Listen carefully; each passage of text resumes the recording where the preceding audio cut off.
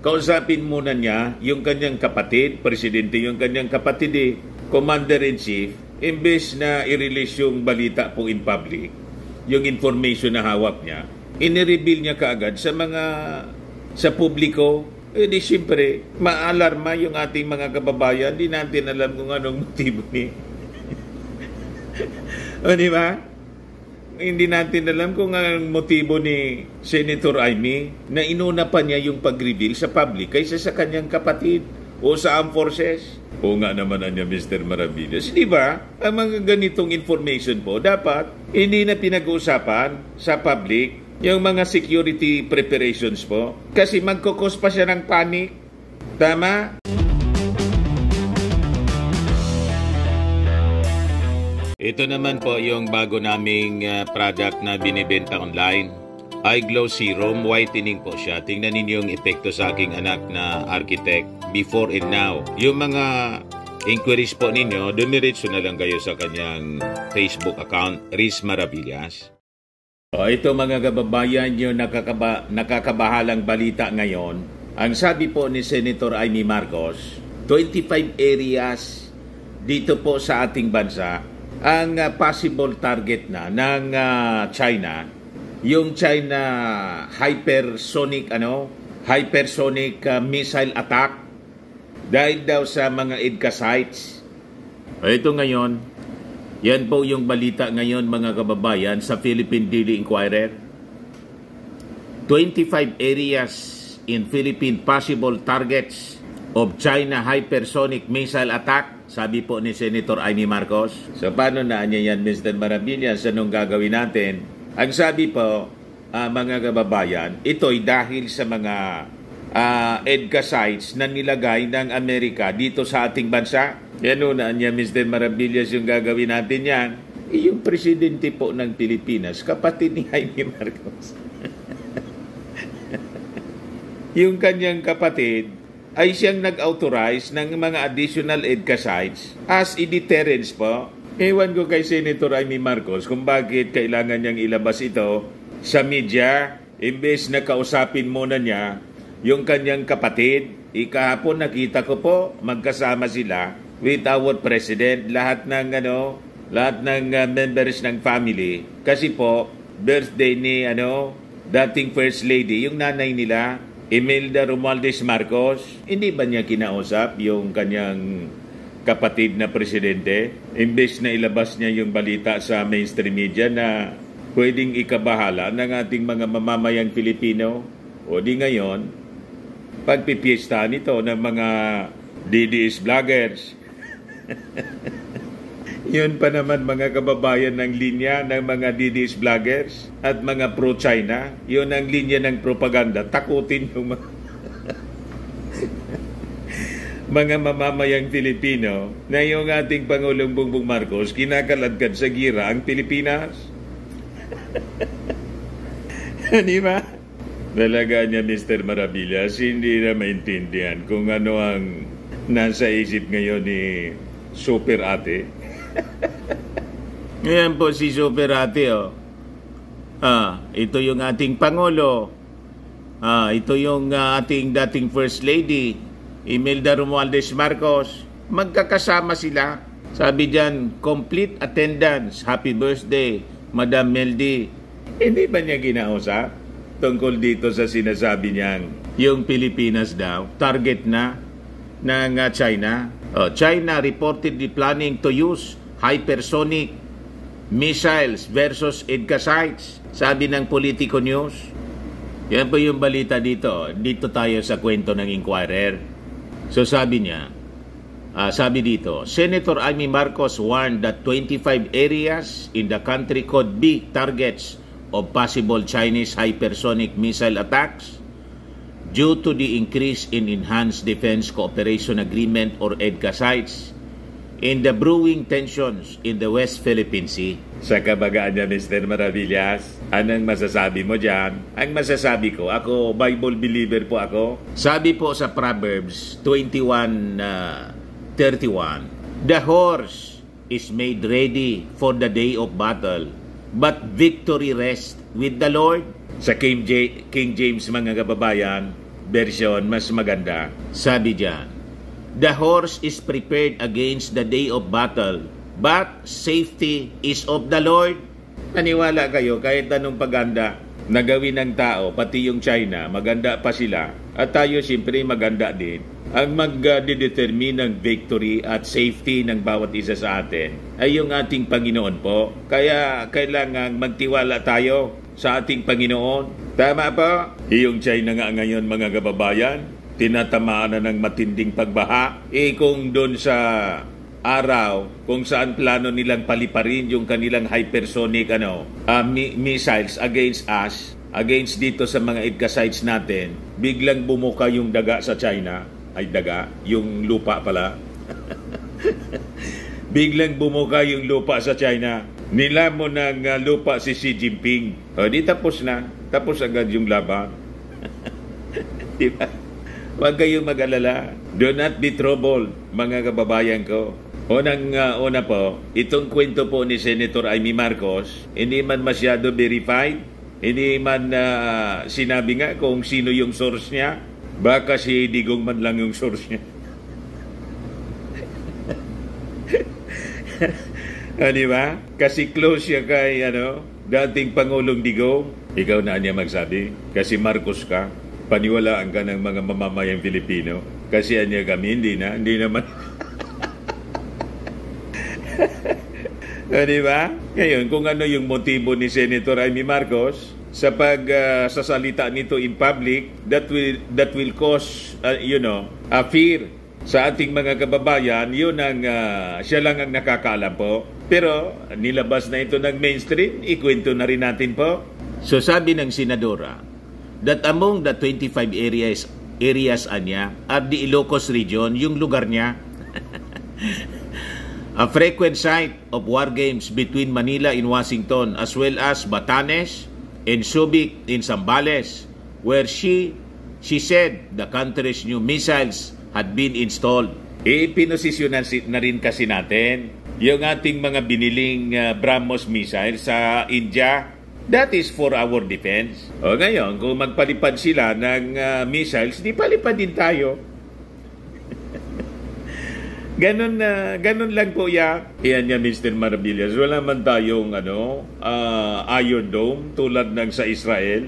Hindi, kausapin natin yung Israel po, kaibigan natin yung Israel, kung paano tayo makabili din ng ganong uri ng technology. Iron Dome po, kahit pinapaliparan po ng napakaraming missiles ng Iran, 99% po na destroyed. Hindi na po umaabot sa lupa, nasa atmosphere pa lang po, sabog na agad. Ang galing ng technology ng Israel. So ano pang iniintay natin? Lagay din tayo, position din tayo ng Iron Dome dito sa ating lugar. Paano niya, Mr. Maravillas, yung pambili niya?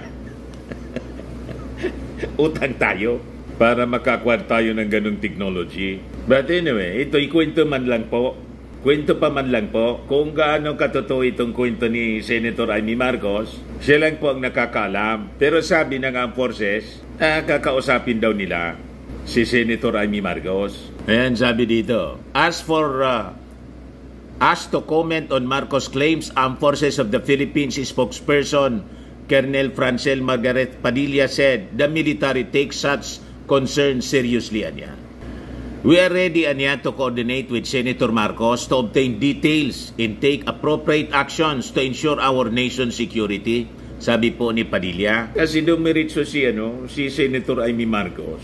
Imbis kausapin muna niya yung kanyang kapatid, presidente yung kanyang kapatid, Commander-in-Chief, imbis na i-release yung balita po in public, yung information na hawak niya, inireveal niya kaagad sa publiko. Di siyempre, maalarma yung ating mga kababayan. Di natin alam kung anong motibo ni.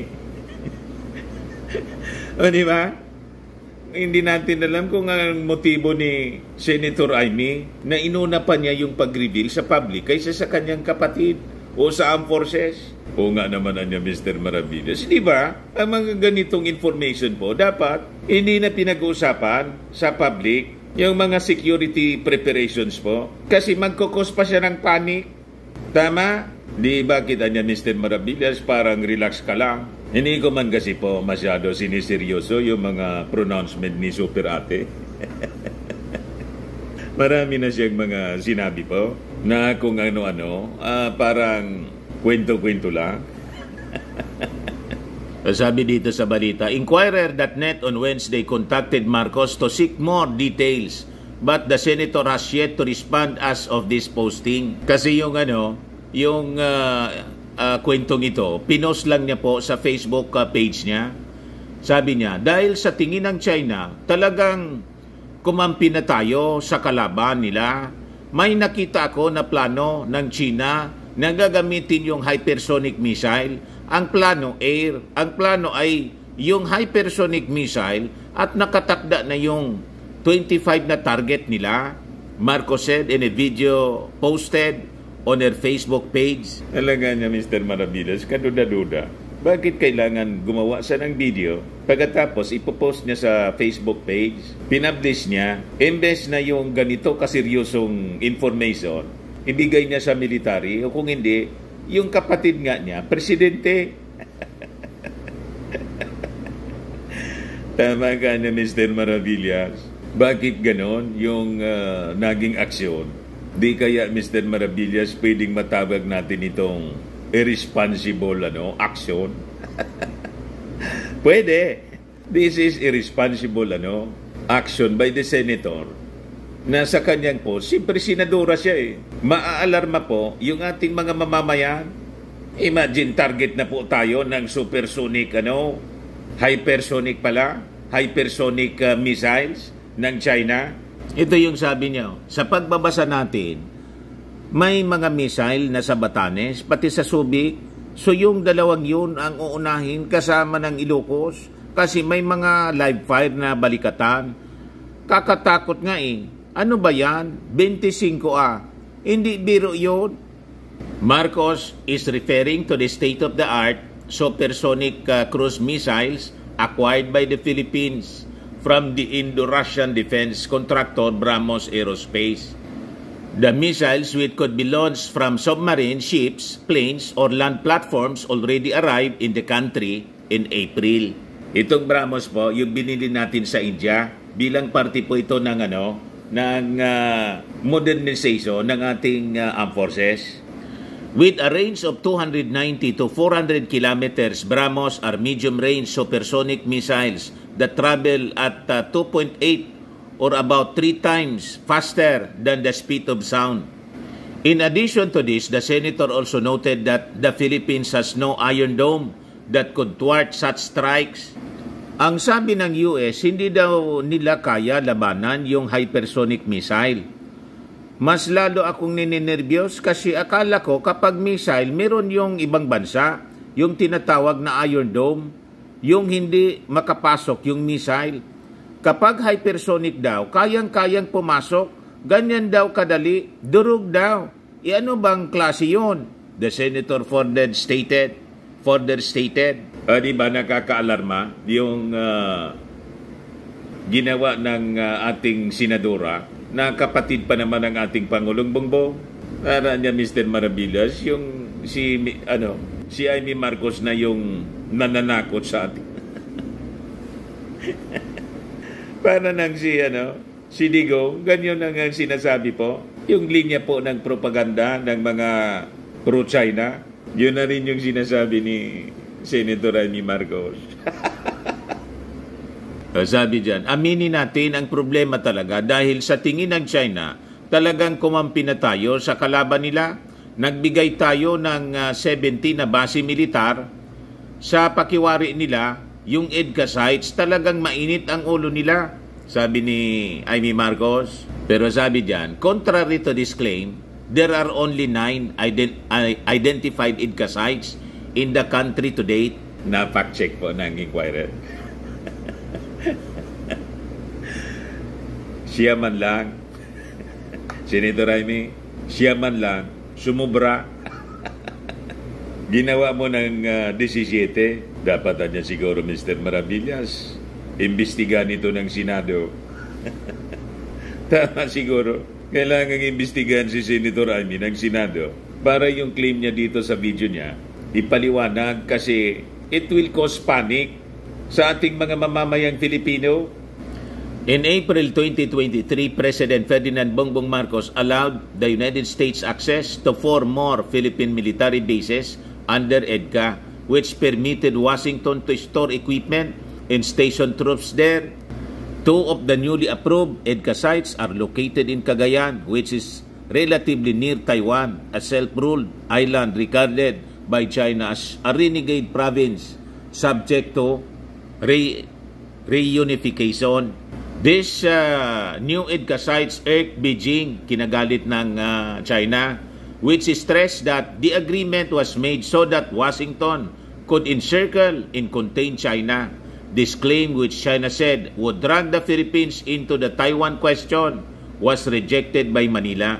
Palang ganun po, yun ang propaganda ng China. Gusto kasi po ng China, mahinang bansa lang tayo para kaya-kayahin po tayo. Tulad ng ginagawa ngayon, nanindigan yung ating Pangulong Bongbong Marcos. Kaya lang, hindi magkasundo yung ating Pangulo with the foreign policy kontra yung kanyang kapatid na senadora. So anyway, yung armed forces po, handa daw sila na mag-coordinate with Senator Marcos para kunin yung detalye and take appropriate actions to ensure our nation's security. Kasi hindi man sinasabi ni Senator Amy Marcos saan niya nakita, saan niya nakuha yung information na yung mga hypersonic missiles ng China nakatutok na sa atin. Di ikaw niya, Mr. Maravillas, naniwala ka? Sabi po ng mga military experts, si Senator Amy Marcos, hindi man po military expert, doon tayo sa may malawak na kaalaman po sa military strategy. Di ba, doon sa isang video natin kagabi, na topic na natin ito, ang China po, hindi pa handa na makipagbakbakan. Yan ang sabi dyan, no? This was published December 29, 2023. Sabi ng dating NATO commander, ang China daw won't be ready for a war with the US for about 10 years. Wala pa po silang kakayahan. Yan ang sabi po ni retired US Navy Admiral James Stavridis. China niya is not ready to fight the US in the next 10 years. Sabi niya, if we ended up in a war with China, it won't be just the US and China. Sabi niya, the US allies niya such as Japan, South Korea would come to their aid if war breaks out. At kasama po tayo doon. Other than Japan. Kasi katratado tayo. May mutual defense treaty tayo with America. Kung sino man yung kalaban ng Amerika, an attack to one is an attack to both. Mutual defense treaty natin. So pasok tayo sa gira. Hindi yun igugustuhin po ng China. Kasi imagine, America plus Japan plus South Korea plus the Philippines plus Australia plus India and the NATO countries. Gugustuhin mo yan ng China? It will be World War III. Hindi po ready ang China na pumasok sa World War III. Matutunaw po sila. Bakit po? Sabi ko po sa inyo, ang nuclear warheads ng Amerika, 5,500. Ang China, just less than 500. So 1,000 nuclear warheads ang bitawan ng Amerika sa China po. Wala nang matitira sa China. Wala ng Chinese. Gugustuhin ba nila na ma-delete yung kanilang lahi sa mundo? Of course, hindi nila nanaisin yun, mga kababayan. Kaya malayo itong sinasabi po ni sinasabi ni Senator Amy Marcos na target tayo. Pag tinarget tayo po ng China, that is a declaration of war. Yung Taiwan nga po, mga kababayan, hindi niya kayang i-invade. Napakaliit na bansa. Yung province nga lang yung treatment nila. 49 years na po ang lumipas. Ay, 49 years. 1949 po pala. 75 years na po ang lumipas. Taiwan pa rin siya. Hindi man po pinapasok ng China. Hindi siya mapasok. Kasi alam niyang lalaban ng patayan. Yung maliit na Taiwan po, hindi kayang pasukin ng China. Tayo pa, katratado natin yung Amerika with Japan and South Korea in the allied forces on our side. Naniwala kayo sa propaganda ng China na kaya tayong lusubin, targetin tayo ng hypersonic tulad ng sinasabi ni Amy Marcos? Ano tingin ninyo? Alin yung credible po? Yung statement ni Amy Marcos na posible tayong targetin daw, targetin na tayo, nakaumang na sa atin? O itong sabi ng isang NATO commander, former NATO commander po? Hindi niya kaya, hindi pa niya kaya in 10 years. Yan sabi niya dyan, China won't be able to fight the US if war were to break out within the next decade, said a former NATO Supreme Allied Commander. China, anya, in my estimation, will not be ready to take on the US in a very mature way for about 10 years. Stavridis had served as NATO chief from 2009 to 2013 before taking the helm of NATO. He was the commander of the US Southern Command from 2006 to 2009, overseeing military operations in Latin America. Stavridis gave his assessment of China's military capabilities when host Michael Medved asked if a US-China war would break out before 2034. Even though China is building a massive fleet, even though they are acting very aggressively, they are not ready yet to line up all that they need to take on the US Pacific Fleet. Madaling sabi, hindi pa niya kaya, mga kababayan. Walang combat experience po yung military ng China, hindi tulad ng Amerika. Kaya sige lang ang panakot. Report po ng The Economist. The Economist. Sabi diyan, Xi Jinping worries that China's troops are not ready to fight. Sabi diyan, the last time Chinese troops were caught in a major firefight, they learned a painful lesson. A PLA unit was in South Sudan in 2016 on UN peacekeeping duty, tasked with protecting 2 camps of civilians. When rebels in government forces clashed, the camps came under fire. As the Chinese troops took refuge, a rocket-propelled grenade hit one of their vehicles, killing 2 of them. Back home, China's government portrayed the tragedy as evidence that the country was emerging as a great world power, ready to shoulder weighty responsibilities. But to the People's Liberation Army's commanders, the episode was a debacle that exposed one of the greatest vulnerabilities, an almost complete lack of combat experience. Ang ginagamit po nila, intimidation, pananakot, propaganda. Nagamit yata si Senator Amy Marcos sa propaganda ng China.